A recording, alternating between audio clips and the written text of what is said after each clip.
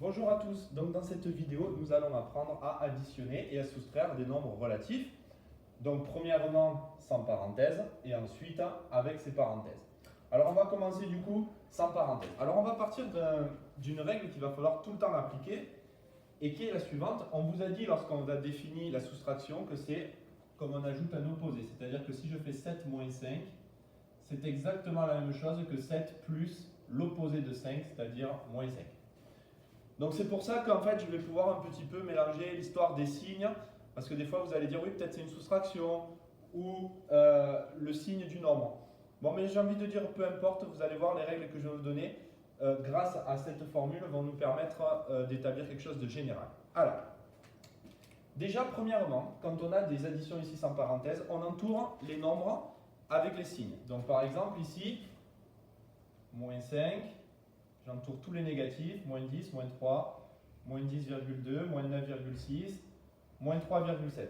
Donc il me reste juste deux nombres qui sont positifs, donc plus 8 et 8,5. Ok? Donc quand j'ai les signes qui sont de même couleur, c'est-à-dire qu'ils ont le même signe, eh bien je vais faire une addition.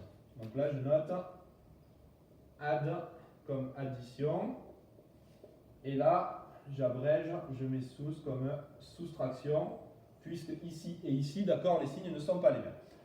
Alors, quand je fais la soustraction, je fais toujours le plus grand, c'est-à-dire le plus éloigné de 0, moins le plus petit. Donc là, je vais faire comme soustraction 8 moins 5. Donc ça va faire 3.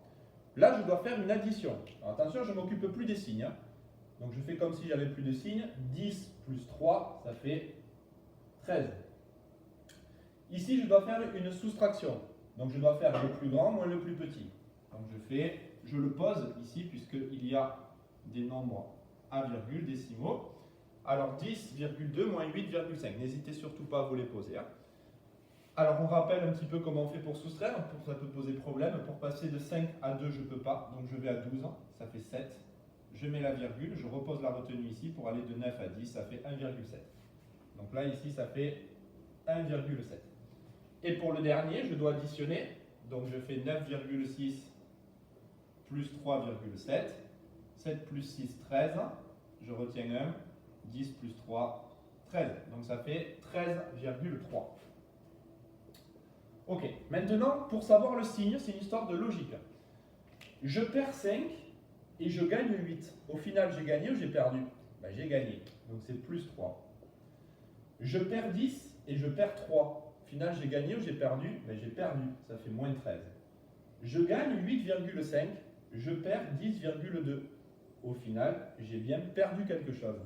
Je perds 9,6, je perds 3,7, eh bien j'ai perdu beaucoup, j'ai perdu 13,3. Voilà pour les calculs sans parenthèse.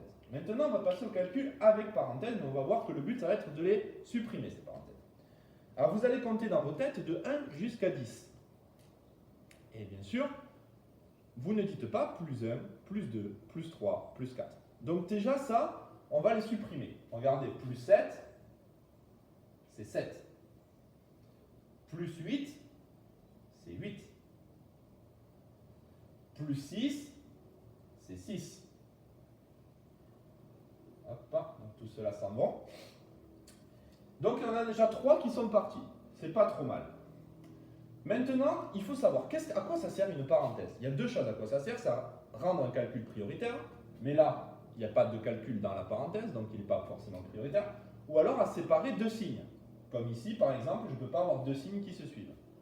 Ce qui veut dire que celles-là, ici, elles ne servent à rien. Elles ne servent pas à rendre un calcul prioritaire et elles ne servent pas à séparer deux signes. Donc les parenthèses que vous avez devant ici, vous pouvez toujours, du coup, les enlever.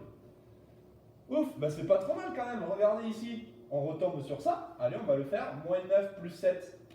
Donc, je fais une soustraction. 9 moins 7, ça fait 2. Et le résultat, il est négatif parce que je perds 9 et je gagne 7. Ok. Pour celui-là, moins 10, moins 8, je dois faire une addition. 10 plus 8, 18. Et comme je perds 10 et je perds 8, au final, j'ai bien perdu, ça fait moins 18. Ah, bon là, je suis encore un petit peu près. Ah, mais regardez, plus et moins là. Eh ouais. ajouter un nombre négatif, ça revient à soustraire. Donc en fait, ce plus et ce moins, ici, je le remplace par un moins. Donc ça fait 6 moins 10.